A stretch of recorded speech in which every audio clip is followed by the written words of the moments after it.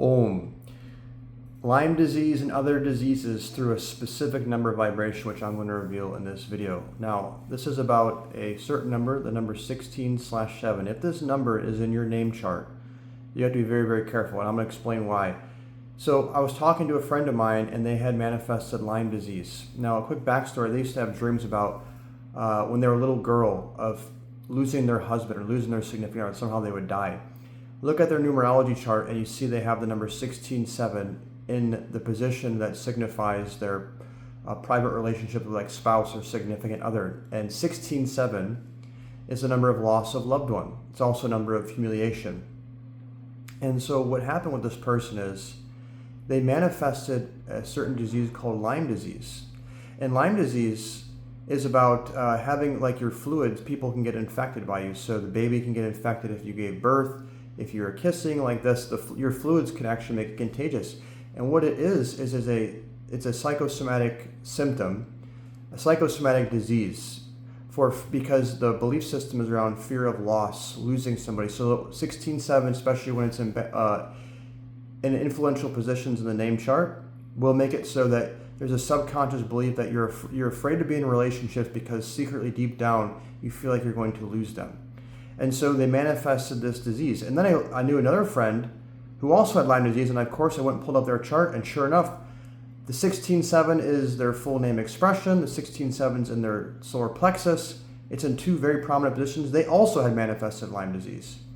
I know another person who manifested a certain disease that it was around humiliation, and it was something around this deep-seated thing around keeping people away.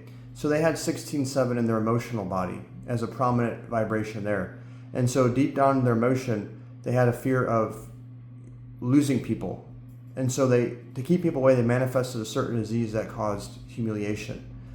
And the list goes on. And so if you're manifesting any certain symptoms that may be, I know another person who had problems with like belching and other things in their stomach. And so it would be a very, very embarrassing thing. So when they're in public or when they're in gatherings, these symptoms will be brought on. And it was coming from the number 16/7, prominently positioned in their emotional body, their etheric body, and their physical body in this case. So is 16/7 the worst number? No, it's a very imbalanced number in the name chart, naturally speaking, but it does have certain gifts. It's very transcendental like this. But for living in this world, it does give a fear of loss of loved ones. There's a certain karma there. Remember I told you the little girl, before she even knew what was going on, was dreaming about losing their spouse. So what it is, it shows you, it's a carryover from a karma where you may have experienced loss of a loved one in a previous life. And so the reason I'm saying this is because three of the people will have been offered name change, because the deal is this: the vibration is there through the name. So what these people have been doing is managing the vibration, managing the imbalance through healing modalities, alternative healing, some also using regular herbs and stuff like this. But the problem is, for 3 of the 4 people that I'm aware of, the issues are still there. And it's like being on a roller coaster. And the reason is the vibration, the pattern is embedded in their body, physically, mentally, emotionally. And that vibration is anchored through the name. People do not realize how powerful the name is. It's so powerful. This is coming from somebody who is hundreds of hours studying name charts, seeing patterns, things that, as you see in the phrase comes to mind, you can't make this shit up.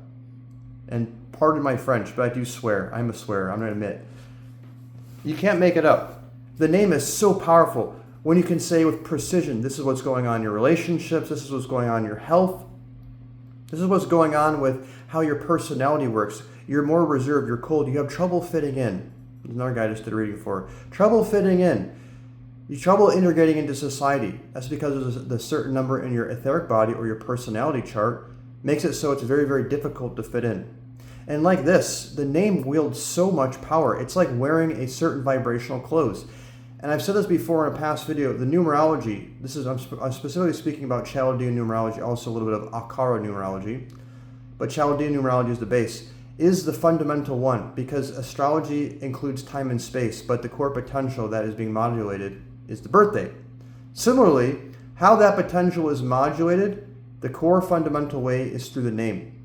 I've seen so many cases of where the name chart and the astrology are saying the exact same thing over and over and over again. In other words, just by knowing the name vibration, how to read those numeroscopes. And you haven't seen how to read that, I have videos all over my Substack where I walk through numeroscopes, walking through celebrities and case studies. You can go check those out. That's almra.substack.com, or just go to substack.com/almra. Look for a link around this video. Over and over again, you see the same patterns. You see the same redundancies in both systems. And so if you really know your name chart and know how to read it, you're going to be able to get things in a much more precise way, because astrology is good, but there's a lot of room for interpretation. It's a highly complex system, and you need a lot of intuition to read it. Where in Chaldean numerology, it also is a complex system, also requires intuition, but the way that it summarizes, and summarizes may not be the right, with precision, you can say, this is exactly what's going on with your personal relationships with your friends, your relationships at the office where you work, how the world sees your relationship with the general public, your associates. This is what's going on with your health body. This is what side of the body it's on. This is what's going on in your mind. This is how it's going on with your family. You can go through so much with absolute precision. And these numbers are not just numbers, they are vibrational potentials. And if you are carrying around vibrational potentials through your name, which is amplifying potentials in your birthday, they are patterns that you're going to have to manage. You can treat them, you can manage them, and you may be able to suppress them, kind of like you can make cancer go into a dormant state. But the potentials will always be there unless and until you legally change your name, because the legal name holds the power. I've seen this also. The stage names, the nicknames, they do have power, but what's underneath them, the foundation of that house, you cannot escape the legal name. It will influence your destiny. It influences your health. It influences all areas of your life, where the stage name is more like a very, very outer layer, a very fine level of modulation, but it doesn't change the fundamentalness of the legal name. So if you want to see more case studies, you're not convinced, go and watch my Substack. I have so many case studies on there where I dig into celebrities, influencers, billionaires, companies. And you're going to say, and the same thing if you watch those, you can't make this shit up. The patterns are there. They're undeniable at this point. So if you'd like to check that out, look at the link around this video. It's free to look at my Substack. You can subscribe also for free. There's also a paid subscription if you want to go that route. It's only $8, where you get private tips and a private chat with me on a daily basis. Check it out underneath this video or around this video, depending where you're watching it. Until next time, happy manifesting. God bless. Om.